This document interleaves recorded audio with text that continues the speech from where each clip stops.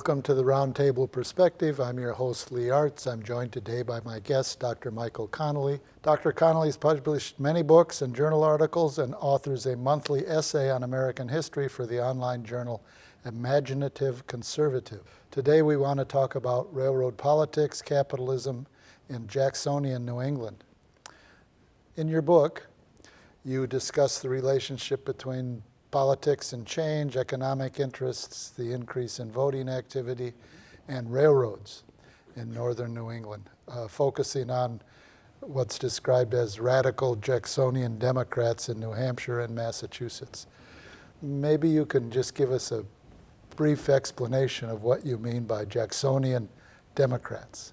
Well, we're in the era of Jacksonian America. Now, you can define that in several different ways. Historians play with periodization. It can be either narrow or broad. I tend to define it between the War of 1812 and the Civil War. And so Jacksonian Democrats are followers of Andrew Jackson. And Andrew Jackson was a populist from Tennessee. He wasn't particularly highly educated like Jefferson or somebody like that. He wasn't an intellectual. And he brought this sort of Western populist sensibility to Washington when he became president. And that was in 1828? His presidency was 1820, he won the election 28, but his presidency was the election 1820, was from 1829 until 1837. Okay. And those supporters of Andrew Jackson, variously called Democrats or Democratic Republicans early on, this is the era of the common man. They tended to be farmers from the West and the South. They tended to be people who hadn't been involved in the political system previous. And through changes in state constitutions, the broadening of the franchise or the suffrage, they're recently arrived into the American political system. And they saw in Andrew Jackson their hero.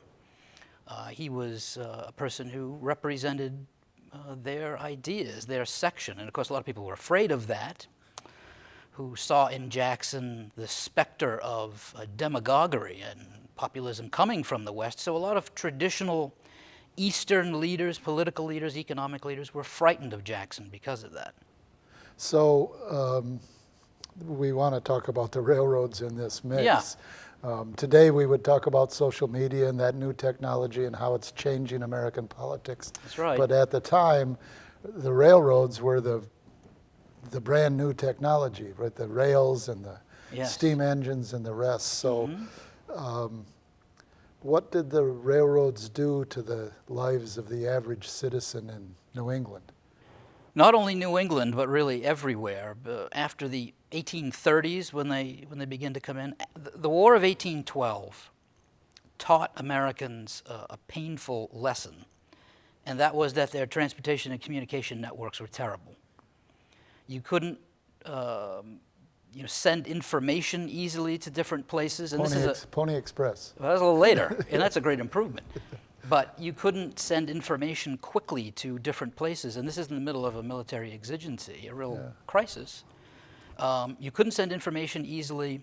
You couldn't send troops or supplies easily because the internal road networks were so terrible. So as a reaction to that, there were all kinds of efforts to find another, better way to improve the system of transportation inside the country. And so they tried things like plank roads, which are wooden roads, and toll roads and canals eventually, the Erie Canal, 1823.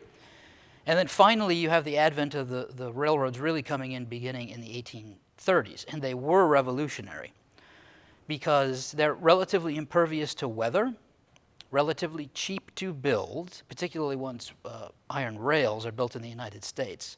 A little more expensive when you had to import them from England. But they're cheap to build as well, and they go very fast. You know, you're not in a 5-mile-an-hour canal boat. You're not walking, you're not riding a horse. No. And you're even if you get the horse really going, the horse tires out, and trains can still go faster. Yeah. And so you go in a very short period of time from a 5-mile-an-hour world. Think about how that would change your life.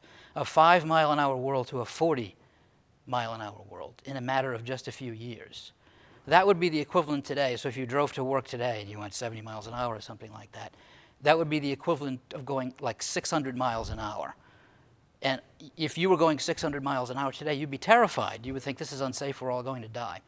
That's the way people experienced it at the time. It was a terrifying experience. And if you can go 40 miles an hour, information travels quicker, market prices, market information. You can move manufactured goods to the west. You can move the commodities that are grown in agriculture in the Midwest to the East Coast. Exactly. It all changes everything. So you go from a 5 mile an hour world with, because of that, a small radius of what markets actually mean, because if you can't go very fast or very far, your whole world as a farmer is about 5 miles around. All of a sudden the train comes to town, and now you're in a 100 mile an hour world, or a 500 mile an hour world. Now those onions you grow can be sold in Cleveland or Buffalo or New York City, as opposed to the bigger town, which is 10 or 20 miles away. So it did have a revolutionary effect on how people experienced speed. It expanded markets. And because news is traveling so fast, political information travels, the election results, things like that, you begin to see the development not only of a national economy, but national political parties going with it too. Is this why the railroads, in the book that you wrote, is this why the railroads affected political debates in the country? Because suddenly you have communication of somebody said something in D.C. and now the entire population knows it in Matter Michigan. of days. Yeah. Matter of days. Because telegraphs come in the 1850s, and then it's the equivalent of social media today. It's virtually instantaneous. But yeah, it does have a political effect, not only for the reasons that I said and you just mentioned, but also because railroads are corporations. They're a type of company. Now, in the 1830s, there were other businesses around. It's not like corporate law or corporations were new. There were such things. But railroads were seen as being a particular type of corporation in literally the physical shape of their business, but also the type of business that they did. So in other words, people quickly perceived that railroads might be private, a private corporation, but they're different than the general store or the textile mill down the street on the river. They do things differently, and even their physical shape is different as well, and that caused lots of concerns. So, and that's one of the things I didn't completely comprehend about your explanation of the effect of railroads on the expansion of railroads on the politics, because it seemed that both the Jacksonian Democrats and the more conservative Whigs, they both are supporting capitalism, but they have this big dispute over what railroads would do to the American public. So, what were the different perceptions, I guess, and practices? So I would argue, previous to the advent of the railroads, you do have a market economy. You know, there's not a lot of cash. There's no cash nexus or anything like that. Paper money is here and there and disparate. Sometimes specie is hard to come by. But there are all kinds of exchanges. It's an exchange economy going on. And when, even if a farmer doesn't have specie or cash and he is trading a product with a local farmer, say his surplus, whatever he's growing, to another farmer for that farmer's surplus, there's still an internal calculation of value going on. What can I afford or something like that? And they're still going to local stores and doing business, still selling things. So the economy was local. It was all market, but the focus of what could be done was local. Now, with railroads coming in, because they're so efficient and speedy in what they do, place to place. What you do is you go from a dispersed market economy to capital business collecting itself closer to the tracks. The railroad tracks act almost like a magnet.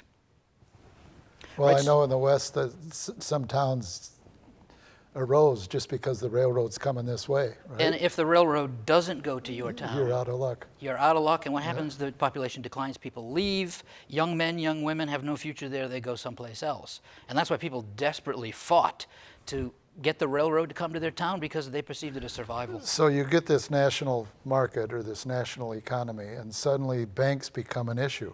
It becomes part of the fight. I mean, I understood. One of the few things I remember about Jacksonians was they didn't like the idea that there was cash. They thought everything should be handled in gold or silver. Yeah. Yes, I lectured about this today, as a matter of fact, in class, since we're dealing with Jackson, so it's pretty fresh in my mind, yes. Andrew Jackson in particular hated banks, because banks, by their very nature, could manipulate paper currency. Yeah. And they were often particularly the big bank, Bank of the United States, was very closely connected to politicians, Henry Clay, Daniel Webster. And then you could manipulate paper money, whereas gold is always going to hold its value. And even if it's put onto a coin, it doesn't matter what king's head is on the coin, could be Dutch, Spanish, or American, it's still gold. Yeah. Yeah, yeah.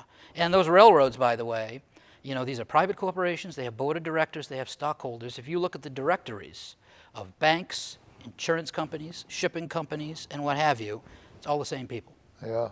A lot like today. Interlocking directories, as they would I say. know you're a historian, but it is a lot like today. It's in the nature of the system, yeah.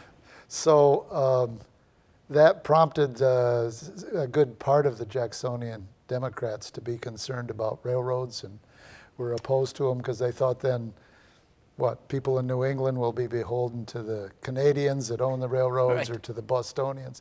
But the Whigs, on the other hand, they had a different response to the railroads. They were much more enthusiastic. So both parties kind of split on this when I looked at them in the book. Many Jacksonians were afraid that if you brought the railroads in, it would destroy the existing market economy and substitute in it something else. A system based more on law, if you will, law and government, as opposed to a dispersed market economy, which would be collected right along the rails. Now, some Democrats didn't like that and fought very strongly against the development of railroads and the powers they were getting. And Whigs were divided about this as well. Some Whigs said, we love railroads, but there should only be one running between town A and town B, because the railroad's very important, and if you go and start chartering all kinds of other railroads around it, what'll happen, it'll put all the capital and business money that has been sunk into building the A and B railroad, it'll start to endanger it through competition. So they would say, one railroad for 25 years, no competition, you can't charter another one. Whereas other Whigs would disagree and say, free competition, open it up, keep chartering. They seemed to agree, though, on how they were going to make the railroad possible. I mean, I read that they destroyed bridges, they tore down courthouses, they cleared land. I mean, all to make the railroad expansion possible. Building railroads is messy business because they go through existing properties. And particularly since they go through cities, and some of these East Coast cities have been there since the 17th century, if you're going to build a railroad through town, something's got to come down in order to put it. The good example that you bring up is Salem. The same Salem as the witch trials, right? It's this famous mercantile city. Railroad went right through downtown. They put a tunnel underneath the city, which still exists, and in order to do this, they had to tear down a courthouse from the 18th century where George Washington on the balcony once stood, and it caused an enormous degree of controversy. But if you want to build a railroad, you have to take things down, and in some cases, you have to take people's property through things like eminent domain. And people don't like eminent domain today for the building of whatever. You could imagine what the controversy was at the time to build a railroad, a private corporation, states, giving the power of eminent domain to a private corporation that's answerable to shareholders. Did not go over well. Is this one of the reasons that there was an expansion of voting rights, at least for white men at this time? Was there a relationship between the expansion of the railroads and the interest of, the Jacksonians, if not the Whigs, in having more participation in making decisions? Yeah, they parallel each other, and many of the same people who are Jacksonians who are going to be upset with, concerned about railroads, are Jackson's men, more radical Jacksonian Democrats who are concerned about it and will try to stop the development of railroads in places like New Hampshire, which is one of the places I studied. Yes, the suffrage is getting bigger all the time, the amount of people in the system, because state constitutions are being rewritten. Many of the East Coast states' constitutions, they date back to the 18th century, and they'll have qualifications in there, like religious qualifications, property qualifications. And you get into the age of Jackson, and those are seen as being completely unacceptable. So what happens, you have state constitutional conventions rewriting these, and it drops those qualifications. More people get involved in the system than before, and those are the exact same people who are not exactly pleased with what railroads are doing as they romp across the countryside.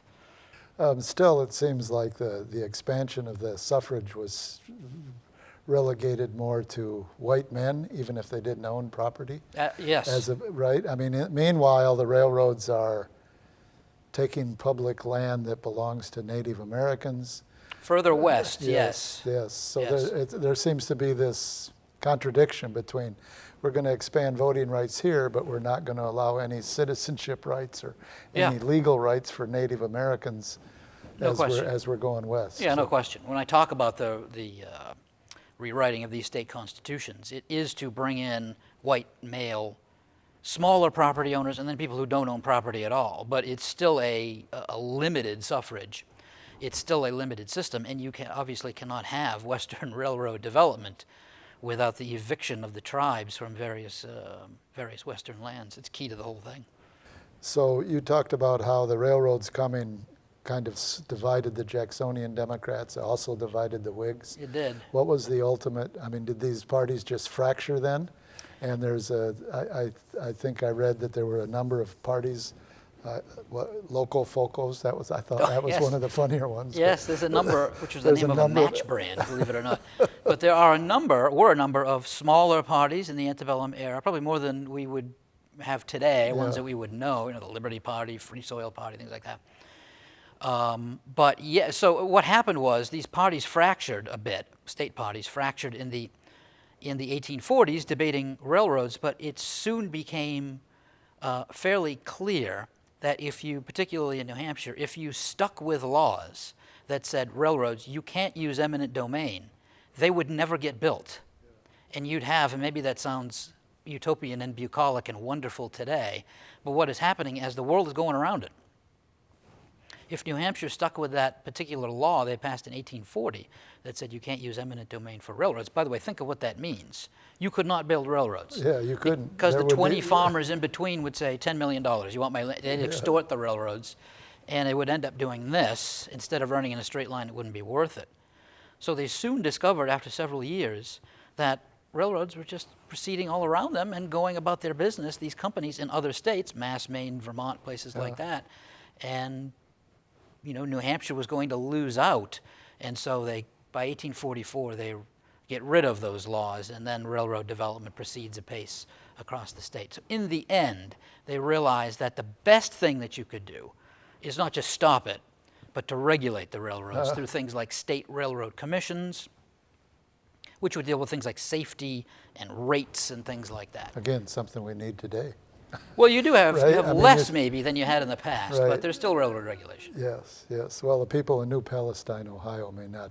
They might not like the level, but there is certainly there is a regulation still there.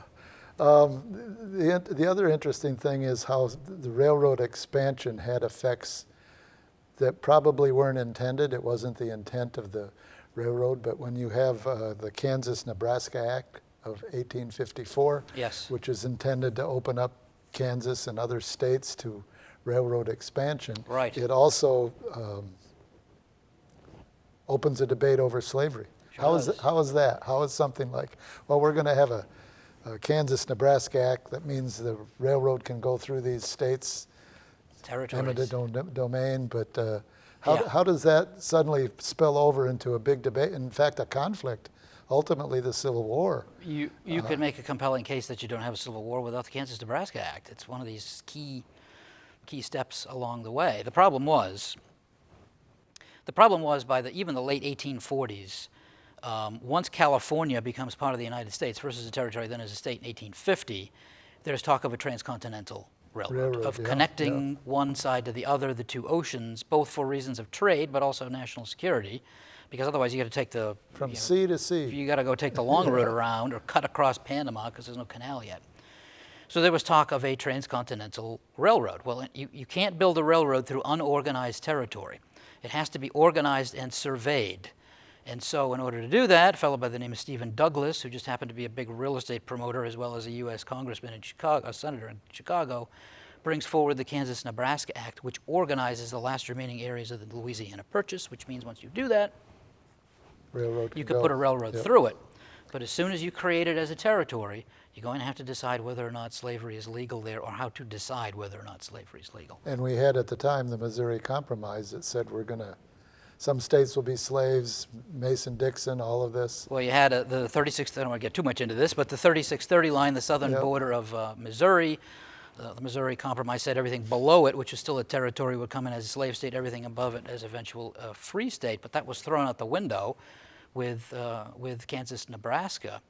And yes, it became a major slavery controversy, particularly in Kansas, because there's this big debate of whether or not Kansas is going to be a slave state. And at its heart, the Kansas-Nebraska Act is really a railroad bill that spun out into a debate over slavery. It was inevitable that it was going to happen. So we have railroad. Everybody's talking about the railroad, new technology, expand trade, expand communication quickly, all of these things. But in the process, you've expanded voting rights.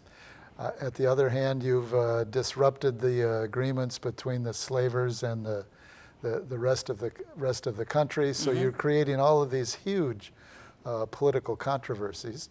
And part of this, Jackson remains a key figure, because at this time he also implements the Indian Removal Act in the middle of his first term. That's true, 1830. Only law he ever asked Congress to pass. Tells you how important it was. And then we had the Trail of Tears, where they forcibly removed Cherokee, Choctaw, Seminole, I don't know how many other tribes. Chickasaw, Creek, and I'm missing one, yes. Well, okay. Yeah, quick, answer all the questions. Is there a quiz? And they forcibly moved them with not much notice and with not much care to Oklahoma. And it's now called the Trail of Tears. That's true. Yep. Yeah. So. Yeah, so I mean that clears out it was the 5 tribes remaining in the southeast.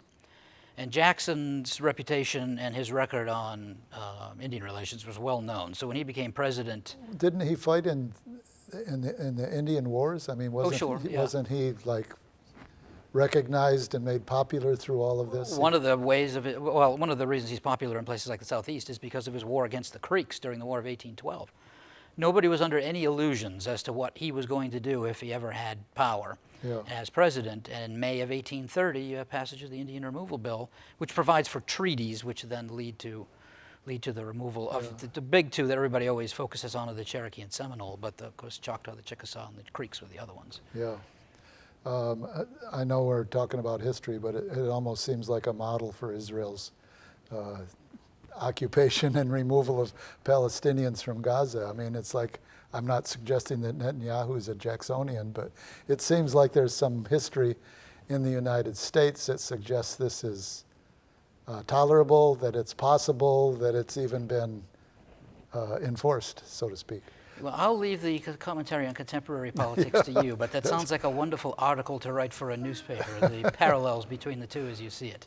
Well, maybe the last question here, we're almost out of time, but was there opposition to the Trail of Tears, opposition to the Indian Removal Act at the time? Because we have all of these, at least the white males, which you might argue is a period of white supremacy during Jacksonian democracy. But nonetheless, it would seem like there would be some, the Quakers, the Amish, maybe some others that had an opposition to this very Jacksonian, now we would call it a legacy, but at the time it was a policy. So it wasn't uncontested by any means, Indian removal. Of course, the tribes contested. The Cherokees tended to contest through law and courts. Right, 2 Supreme Court cases, and it didn't work. They were removed anyway. The Seminole split, some moved, and then others fought back. That's when you had the Second Seminole War, which was a devastating guerrilla war through into the 1840s. Like 1,500 people died. But yes, there was opposition, particularly in the North, among charitable organizations, ministers, writers, and things like that. But of course, Jackson delighted in throwing it back right in their face, saying things like, every night you go back, you wealthy merchants who are complaining about this, you go back to your parlors and you toast to your ancestors' portraits on the walls.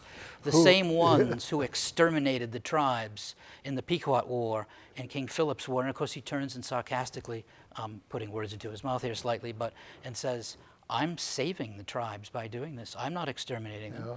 I'm moving them to the west side of the river. What a nice rhetorical move. Maintaining their culture, their language, and what have you. If they stay in places like Georgia, the state will invade and there'll be no more tribes left.